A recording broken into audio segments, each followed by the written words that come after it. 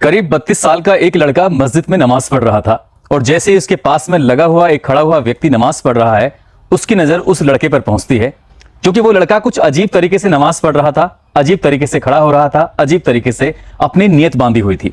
इसी बात को देखते हुए पड़ोसी लड़के ने उसको टोका कि तुम सही से नहीं खड़े हो, तुमने सही से नियत नहीं बांधी है। बस उस लड़के ने कहा ठीक है, मैं सही से कर लूंगा। अगला दिन आता है, अगले दिन भी वही लड़का जब नमाज पढ़ रहा है, जो उसके पास में खड़ा हुआ था वो आज पास में नहीं था लेकिन दूर था। दूर होने के बावजूद भी उसकी नजर उसी लड़के पर पहुंच जाती है। तब भी उसका अलग ही ढंग था खड़े होने का और नियत बांधने का। उस लड़के को दूसरे दिन भी अजीब लगता है। समझाने पर भी वो लड़का समझ नहीं पा रहा था कि आखिरकार ये समझाने की क्या कोशिश कर रहा है। 2-3 दिन बीत जाते हैं। उस लड़के को लगता है कि ये एक अजीब है, इसलिए वो मौलाना के पास जाता है और जाकर कहता है कि मस्जिद में करीब 32 साल का एक लड़का है जो अजीब तरीके से नमाज पढ़ता है, जरा देखो तो सही वो है कौन। मौलाना साहब उस लड़के को रोकते हैं और रोकने के बाद पूछते हैं कि बेटा तुम्हारा नाम क्या है। कहता है कि साहब मेरा नाम तो यूसुफ है। तो कहते हैं यूसुफ तुम नमाज कुछ अजीब तरीके से पढ़ रहे हो, क्या बात है। जब उससे जानने की कोशिश की जा रही थी तो इसी बीच में कोई उसका फोटो खींचता है और फोटो खींचकर सोशल मीडिया पर अपलोड कर देता है, क्योंकि जिसने फोटो खींचा था वो उसके बारे में थोड़ी बहुत हकीकत जानता था। और जैसे ही सोशल मीडिया पर ये फोटोग्राफ वायरल होता है, अब बात ये ना केवल उस जिले में थी बल्कि पूरे प्रदेश में आग की तरह फैल जाती है। शायद ही सोशल मीडिया का या प्रिंट मीडिया का या इलेक्ट्रॉनिक मीडिया का कोई भी ऐसा प्लेटफॉर्म होगा जहां पर उस लड़की की फोटो वायरल नहीं हो रही थी। और जब उसकी हकीकत सामने आती है तो लोगों को यकीन नहीं हो रहा था कि वो व्यक्ति जो इतना पढ़ा लिखा है, जिसने एक नहीं दो नहीं बल्कि 4 सरकारी नौकरी हासिल करने के बाद भी ऐसा कदम उठाया। आदाब, नमस्कार, सत श्री अकाल। मैं उस्मान सैफी। आज की जो सच्ची घटना मैं आपको सुनाने जा रहा हूं, ये सच्ची घटना है उत्तर प्रदेश का एक जिला है हमीरपुर और उसी की एक तहसील लगती है मोदहा। दरअसल मोदहा तहसील में नायब तहसीलदार के सामने एक लड़की जो अच्छी खूबसूरत है, जिसकी उम्र लगभग 25 साल के आसपास है, जो अपने अब्बू के साथ एक फरियादी बनकर आई थी अधिकारी से मिलने के लिए। बड़े अधिकारी के पास जाते हैं, बातचीत करते हैं। उस अधिकारी की नजर उस लड़की यानी कि रुखसार पर टकटकी लगाए हुए देखते रहते हैं। देखते ही देखते पहली ही नजर में उस अधिकारी को उस मुस्लिम लड़की से मोहब्बत हो जाती है, प्यार हो जाता है। वो उसके अब्बू से बातचीत करते हैं, कहते हैं कि मुझे तुम्हारी लड़की से मोहब्बत हो गई है। जैसे ही उस लड़की के अब्बू ने ये बात सुनी, उन्हें यकीन नहीं हो रहा था कि ये ऑफिसर उसकी लड़की को आखिरकार ऐसे कैसे पसंद कर सकते हैं। यानी कि फरियादी की बेटी से अधिकारी को मोहब्बत हो जाती है, प्यार हो जाता है, शादी का इजहार कर बैठता है। और शादी की जब तैयारी होती है तो तैयारी होना भी इसलिए भी थोड़ा मुश्किल था क्योंकि लड़के का नाम आशीष गुप्ता होता है, जो नायब तहसीलदार होते हैं। नायब तहसीलदार ने अपने प्यार का इजहार कर दिया। लड़की के पिता ने कुछ शर्तें रखी और वो शर्तें उस लड़के को आखिरकार माननी पड़ी। शर्तें मानने के बाद अब उसका नाम आज तक तो आशीष गुप्ता होता है, लेकिन आशीष गुप्ता से वो अपना नाम बदलकर यूसुफ रख लेता है। रुखसार से निकाह हो जाता है। निकाह में कई लोग शामिल भी हो जाते हैं। जैसे एक निकाह की प्रक्रिया होती है, प्रक्रिया में शामिल होने के बाद अब उसको कुछ बताया जाता है कि नमाज कैसे पढ़ी जाती है और क्या मुस्लिम रीति रिवाज के तौर तरीके होते हैं। यहां से वो मस्जिद जाता है नमाज पढ़ने के लिए। पहले दिन जाता है तो पड़ोस में खड़े हुए व्यक्ति को कुछ अजीब लगता है, दूसरे दिन भी अजीब लगता है, तीसरे दिन भी अजीब लगता है, लेकिन तीसरे चौथे दिन वो लड़का जो पड़ोस में लगा हुआ था, जो बार बार उसकी नजर उस नायब तहसीलदार पर पड़ती थी, वो जाकर मौलाना से कहता है कि मौलाना साहब कुछ अजीब लग रहा है और ये व्यक्ति शायद सही से नहीं पढ़ रहा है। और जो उसके बारे में पता निकाला जाता है तो उसका नाम असल में तो आशीष गुप्ता होता है, लेकिन उसने मस्जिद के अंदर बताया था अपना नाम यूसुफ। अब यूसुफ का फोटो जब सोशल मीडिया पर वायरल होता है, सिर पर टोपी लगी हुई थी और ये फोटो वायरल होता होता उसके जगह पहुंच जाता है जहां वो पैदा होता है। दरअसल ये पैदा होता है कानपुर नगर का एक इलाका है हनुमंत बिहार, तो वहीं का वो निवासी होता है। इसके पिता का नाम होता है राजा बेटा गुप्ता, जो कि हनुमानगढ़ी मंदिर के बाहर वो ठेला लगाकर मिठाइयां बेचा करते थे।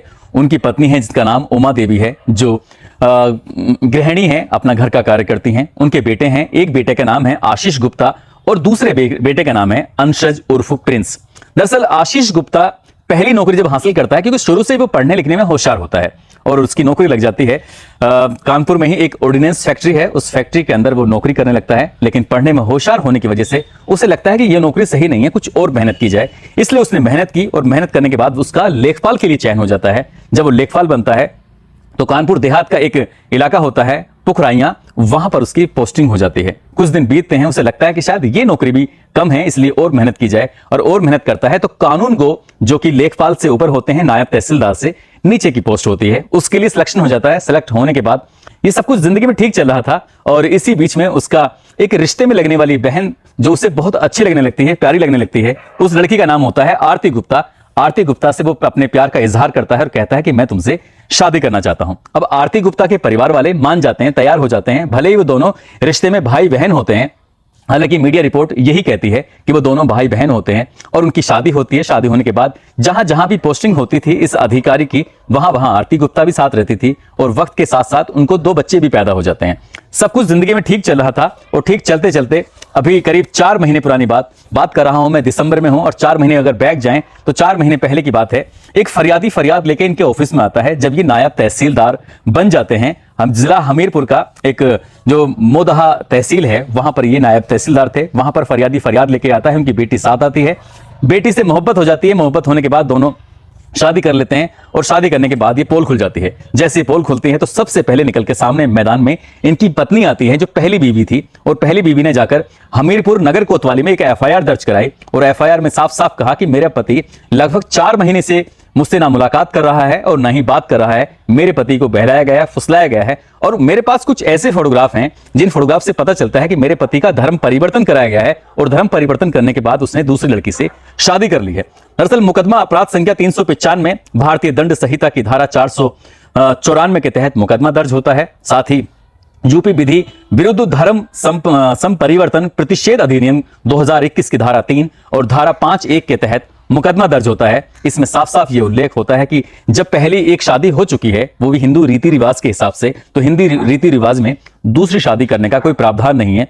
उसने साफ साफ इल्जाम लगाया आरती गुप्ता ने, क्योंकि उसके पति को बहलाया गया, फुसलाया गया। लड़की के पिता, लड़की के मौसा, मस्जिद के 2 मुअज्जिन होते हैं, उन सहित 8 लोगों ने मेरे पति के साथ कुछ गलत किया है और मुकदमा दर्ज कर लीजिए। मुकदमा दर्ज हो जाता है और 3 लोगों की गिरफ्तारी भी हो जाती है। साथ ही 3 लोगों की गिरफ्तारी होने के बाद अब न केवल इस अधिकारी की बात पर बात बनाती है, पुलिस गिरफ्तार करती है। गिरफ्तार करने के बाद तहसीलदार के सुपुर्द कर देती है कि भाई सरकारी अधिकारी है, लेकिन इसने न केवल पत्नी के नियमों का उल्लंघन किया है, इसने न केवल विवाह के नियमों का उल्लंघन किया है, बल्कि उत्तर प्रदेश की सरकार में एक बड़े पद पर होने के बावजूद भी सरकार के नियमों का भी उल्लंघन किया है।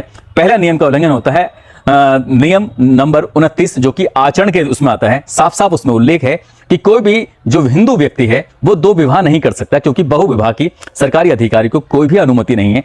पहला नियम ये तोड़ा। दूसरा नियम 3 तोड़ा है, जिसमें सत्य निष्ठा पर संदिग्ध नहीं होना चाहिए, यानी कि शासन, इससे ऐसा करने से शासन की छवि धूमिल होती है। अब न केवल जेल जाने की नौबत आ रही है, बल्कि बर्खास्त की भी नौबत आ रही है। और जो आशीष गुप्ता ने किया है वो अपनी पत्नी को धोखे में रख के किया है। आगे क्या होगा क्या नहीं होगा ये तो खैर भविष्य के गर्भ में छिपा है, लेकिन पुलिस ने जब इस मामले की, अधिकारियों ने जब इस मामले की जांच की, खासकर डीएम राहुल पांडे ने जब एसडीएम राजेश मिश्रा को जब जांच के आदेश देते हैं, तो पता चलता है कि ये बेहद गरीब परिवार का व्यक्ति होता है और इसने शुरू से ही बहुत तंग हाली में अपना जिंदगी गुजारी थी। लेकिन आज लगभग बताया जाता है कि इस व्यक्ति के नाम लगभग 6 करोड़ रुपए की चल अचल संपत्ति है। वो संपत्ति कहां से आई है, कैसे आई है, इससे पता चलता है कि फरियादी की बेटी से निकाह करने की इसे बहुत बड़ी कीमत भविष्य में चुकानी पड़ सकती है। दोस्तों, इस पूरे घटनाक्रम को सुनाने का उद्देश्य किसी को परेशान करना नहीं है, किसी का दिल दुखाना नहीं है, बल्कि आपको जागरूक करना है, आपको सचेत करना है, आपको बताना है, जताना है कि भविष्य में जो कदम उठाए जाते हैं, भविष्य के लिए जो कदम उठाए जाते हैं, थोड़ा सोच समझ के उठाना चाहिए था। शासन भी शायद दूसरे निकाह के लिए मना नहीं कर रहा है, लेकिन शासन का यही मंशा है कि जो नियम है, पहली पत्नी से कम तलाक ले लेना चाहिए था, तब जाकर रुखसार से भले ही शादी कर लेता तो सब कुछ उसकी जिंदगी में ठीक चलता रहता। लेकिन पहली पत्नी को तलाक दिए बिना ही दूसरी शादी कर लेता है, इसलिए इसकी जिंदगी में मुसीबतें बढ़ती चली जाती हैं। आज जाते जाते ज्योति हैं, जो कि प्रयागराज के रहने वाली हैं, आज इनका जन्मदिन है। इनको जन्मदिन की ढेरों सारी शुभकामनाएं, बहुत बहुत मुबारकबाद। साथ ही आजमगढ़ के जानकीपुर के रहने वाले शैलेंद्र यादव जी का भी आज जन्मदिन है, इनको भी जन्मदिन की ढेरों सारी शुभकामनाएं, बहुत बहुत मुबारकबाद। साथ ही कुछ लोगों ने नाम लेने की अपील की है, जिसमें मोहम्मद वसीम अकरम है, तुकाराम है, शाहनवाज खान, असलम रजा, अजय यादव, राहुल गिरी, गौरव गौतम, शंकर लाल, याकूब खान, कुर्बान गुज्जर, बरकत अली, शेख इमाम, आलोक पटेल, पंकज गुप्ता। आप सब लोग अपना ख्याल रखें, सुरक्षित रहें। जय हिंद, जय भारत।